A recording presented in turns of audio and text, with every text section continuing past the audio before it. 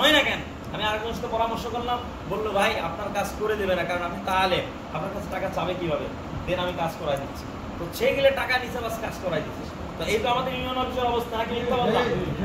এই জায়গা থেকে আমি হুজুর হয়েও আমি সুদের সাথে জড়িত হলাম, কারণ ওই জায়গায় আমাদের ইসলামী ক্ষমতা দখলে নাই, ওখানে ইসলাম নাই, ওখানে মানুষ ইসলাম বোঝে না, তাদেরকে ইসলাম বোঝানো, ওই ইউনিয়নে ইসলাম পৌঁছানোর দায়িত্ব আমার কি আমার না? বলেন। আল্লাহ পাক রব্বুল আলামিন বলতেছেন সূরা নিসা 200 নম্বর আয়াত, সূরা আলে ইমরানের 200 নম্বর আয়াত, আল্লাহ বলেন ইয়া আইয়ুহাল্লাযীনা আমানু ইসবিরু ওয়ারাবিতু ওয়াত্তাকুল্লাহ লাআল্লাকুম তুফলিহুন। যদি সফল একজন মুমিন হইতে চাও, তাহলে তোমার দুইটা গুণাবলী অর্জন করতে হবে। কয়টা? এক নম্বর আল্লাহ বলেন ইয়া আইয়ুহাল্লাযীনা আমানু, ঈমানদারগণ, ইসবিরু, সবর করতে হবে, ধৈর্য ধারণ করতে হবে।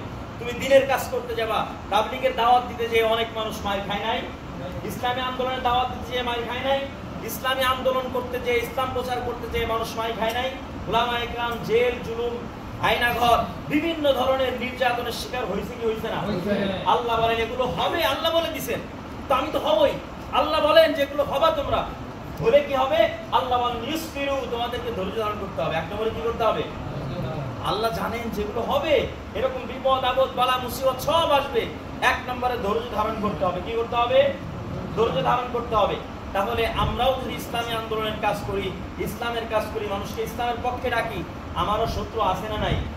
যে ভালো কথা বলে, যে ইসলামের কথা বলে, যে মানুষকে আল্লাহর দিকে ডাকে, তার শত্রু বেশি। এই জন্য তাকে ধৈর্য ধারণ করতে হবে। তার উপর মুসিবত আসবে, বালা মুসিবত আসবে, বিপদ আপদ আসবে, সে যে কোনো জায়গায় যাবে, তার কার্য উদ্ধার হবে না, তখন তাকে ধৈর্য ধারণ করতে হবে। কি করতে হবে?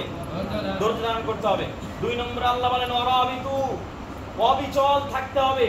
পাহাড়ের মতো ধৈর্য নিয়ে অবিচল থাকতে হবে, কখনোই পিছপা হওয়া যাবে না, শত্রু থেকে ভয় পাওয়া যাবে না, শত্রু থেকে ঘায়েল হওয়া যাবে না, বিভিন্ন ধরনের নির্যাতন আসার পরেও পিছপা হওয়া যাবে না। নিজের পথ, ইসলামের পথ, ওই পথ থেকে দূরে সরা যাবে না। আল্লাহ বলেন যদি থাকতে পারো, ওয়ারাবিতু ওয়াত্তাকুল্লাহ, সব সময় ভয় করবা কাকে? আল্লাহকে ভয় করে যদি আল্লাহর দ্বীনের উপর অবিচল থাকতে পারো, আল্লাহ বলেন লাআল্লাকুম তুফলিহুন, তাহলে সফল কাম তোমাদের জন্যই, তোমরাই সফলতা পাবা। আর এই সফলতা কি জিনিস? সেই সফলতা হচ্ছে আমার জন্য, আপনার জন্য জান্নাত নির্ধারণ কি আছে, সুবহানাল্লাহ, নির্ধারণ করা আছে। এই জন্য আমাদের হীনমন্যতায় ভোগার কোনো কারণ নাই। আল্লাহ পাক রব্বুল আলামিন সূরা মাইদা 3 নম্বর আয়াতের মধ্যে আল্লাহ বলেন আল ইয়াউমা আকমালতু লাকুম দীনাকুম ওয়া আতমামতু আলাইকুম নি'মাতি ওয়া রাদিতু লাকুমুল ইসলাম দীনা। আল্লাহ পাক রব্বুল আলামিন বিদায় হজের ভাষণে আল্লাহ রাসূলের মাধ্যমে ঘোষণা দিয়েছেন। আল্লাহ বলেন যে আমি এই দিনকে পরিপূর্ণ করে দিয়েছি। এই কথা কি মুসলমানদের জন্য না ইহুদিদের জন্য? আরে খ্রিস্টানদের জন্য, হিন্দুদের জন্য, কার জন্য ভাই?